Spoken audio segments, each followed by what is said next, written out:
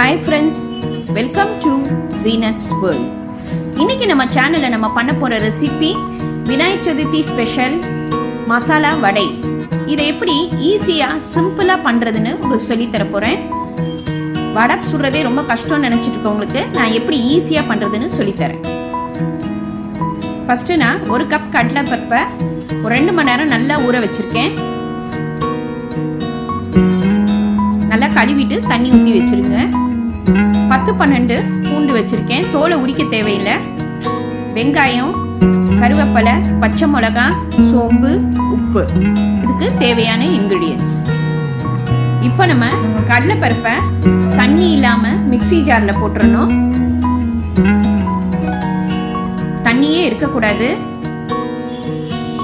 இப்போ அதில் நம்ம பூண்டு வச்சுருந்தோம் பாருங்க, அதையும் போட்டு சேர்த்து கொரகொரப்பாக அரைச்சிக்கணும். ரொம்ப நைஸாக அரைச்சிடக்கூடாது, அப்போ வடை நல்லா இருக்காது. இந்த மாதிரி கொரகொரப்பாக அரைச்சிக்கோங்க.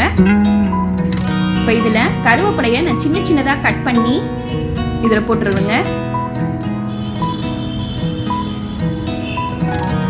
வெங்காயம் ஒன்று சின்ன சின்னதாக கட் பண்ணி போட்டுடலாம். பச்சை மிளகா 2 சின்ன சின்னதாக கட் பண்ணி போட்டுருங்க. அது கூடவே உப்பு தேவையான அளவு, சோம்பு 1 ஸ்பூன், சோம்பு போட்டால் ரொம்ப டேஸ்டாக இருக்கும். கொத்தமல்லி கொஞ்சம் போட்டு,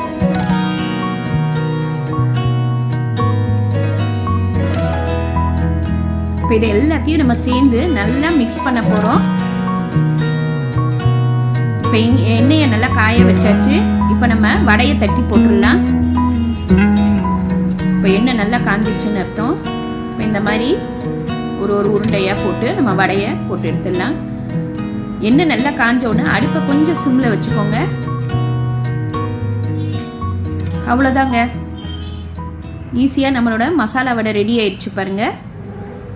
ரொம்ப கருக்கிடாமல் நம்ம கிறிஸ்பியாக எடுத்துடணும். இது ரொம்ப ஈஸியான ரெசிபி. இன்னைக்கே இதை ட்ரை பண்ணி பாருங்க. லைக் பண்ணுங்க, ஷேர் பண்ணுங்க, ப்ளீஸ் சப்ஸ்கிரைப் பண்ணுங்க, உங்கள் கமெண்ட் எனக்கு அனுப்புங்க. தேங்க்யூ.